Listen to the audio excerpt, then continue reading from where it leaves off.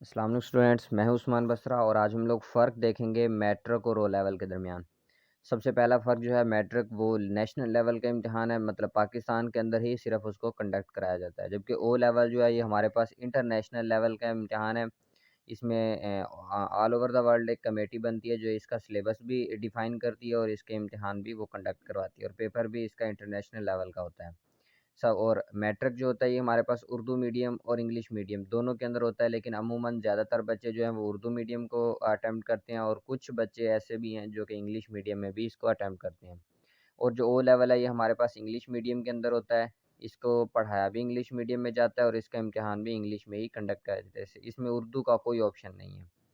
और इसी तरह अगर ड्यूरेशन की बात करें तो मैट्रिक का इम्तिहान 2 साल का होता है और ओ लेवल का इम्तिहान जो है ये 3 साल का होता है। मैट्रिक का इम्तिहान जो 2 साल का है, हर साल बाद उसके पेपर कंडक्ट किए जाते हैं और ओ लेवल का इम्तिहान जो है ये हमारे पास 3 साल का होता है। इसमें फिर साल में 2 दफ़ा इम्तिहान कंडक्ट कराए जाते हैं, जबकि मैट्रिक के अंदर साल में सिर्फ़ और सिर्फ़ 1 दफ़ा जो है वो इम्तिहान को कंडक्ट कराया जाता है। उसके बाद अगर चौथे नंबर पे बात करें, इसमें लिमिटेड सब्जेक्ट होते हैं।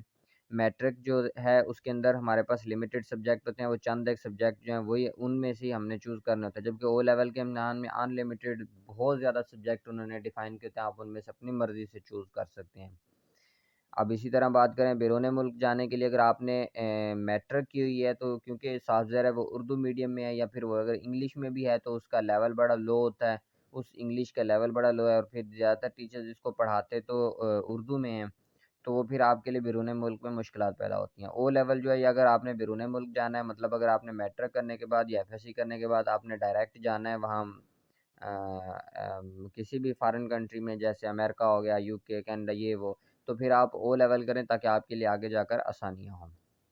अब इसी तरह अगर फ़ीस की बात करें तो मैट्रिक की फ़ीस इंतहाई कम होती है, मुनासिब, बल्कि ये तो एब्सोल्यूटली फ्री है। अगर आप गवर्नमेंट के किसी स्कूल से करते हैं तो बिल्कुल फ्री है, फ्री ऑफ कॉस्ट है। लेकिन अगर ओ लेवल की बात करें 15 से 20 हज़ार तक इसकी ट्यूशन फ़ीस होती है, जो कि काफ़ी इंतहाई ज़्यादा है, काफ़ी ज़्यादा है।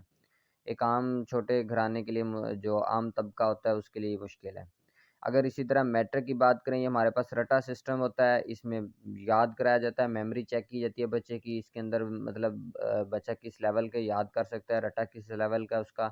और अगर उसकी बात करें, ओ लेवल के अंदर कंसेप्चुअल लर्निंग होती है कि बच्चे को कंसेप्ट दिए जाते हैं और फिर उसका इम्तिहान जो है वो कंडक्ट किया जाता है।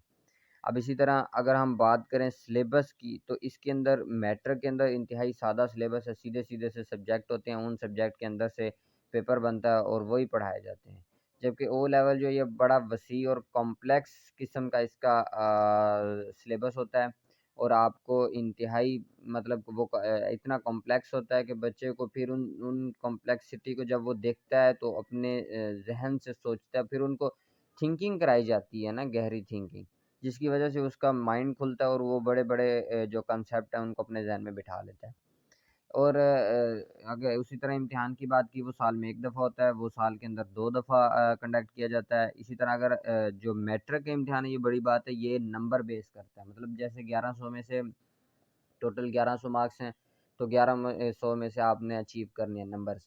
लेकिन जो ओ लेवल का इम्तिहान है, इसमें जैसे अगर आपने 90% से 90 प्लस लिए हैं, तो आपका ए प्लस ग्रेड होगा। अगर आपने 90 लिए हैं, तो आपका ए ग्रेड होगा। फिर 85 पे, फिर 70 पे आई थिंक बी ग्रेड है।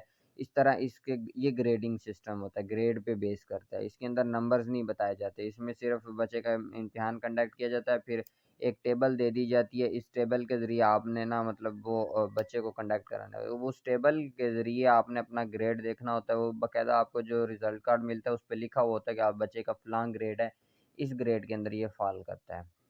तो उम्मीद करता हूँ आपको ये समझ आ गया होगा। आप अगर मेरे आर्टिकल्स पढ़ना चाहते हैं, नीचे इसमें लिंक दिया हुआ है वेबसाइट का, उस वेबसाइट पे जाएँ। आप इस ओ लेवल पे, मैट्रिक पे बड़े वसी किस्म के आर्टिकल लिखे हुए हैं, उनके ऊपर मैंने सब्जेक्ट्स भी बताए हुए हैं कि इनके अंदर कौन-कौन से सब्जेक्ट होते हैं, ओ लेवल के अंदर कौन-कौन से हैं, उनमें मुश्किलात क्या आती हैं, आसानियाँ क्या हैं, चीज़ें बेनिफिट्स क्या हैं, इसके डिसएडवांटेजेस कौन-कौन से होते हैं। तो ये सारी चीज़ें उसके अंदर लिखी हुई हैं। आप नीचे जाएँ, wisdomcomplex.com लिंक मौजूद है डिस्क्रिप्शन के अंदर, आप लिंक पे क्लिक करें और सीधा वेबसाइट पे चले जाएँ। इसके अलावा अगर आप और एजुकेशन के बारे में आर्टिकल्स पढ़ना चाहते हैं, वो एजुकेशनल वेबसाइट है, उस पे बहुत सारे आर्टिकल्स लिखे हुए हैं, सारे के सारे एजुकेशन के बारे में हैं।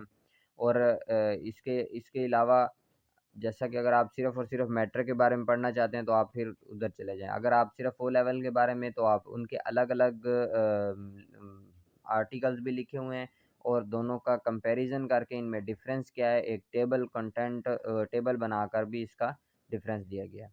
Thank you very much. अगर आपको वीडियो अच्छी लगी हो, तो अभी तक अगर आप मेरी वीडियो सुन रहे हैं, तो काइंडली सब्सक्राइब ज़रूर करना, लाइक करना और शेयर करना दोस्तों के साथ। हमारे लिए आपका एक शेयर हमारे लिए एक मोटिवेशन होती है। Thank you very much. अल्लाह हाफ़िज़।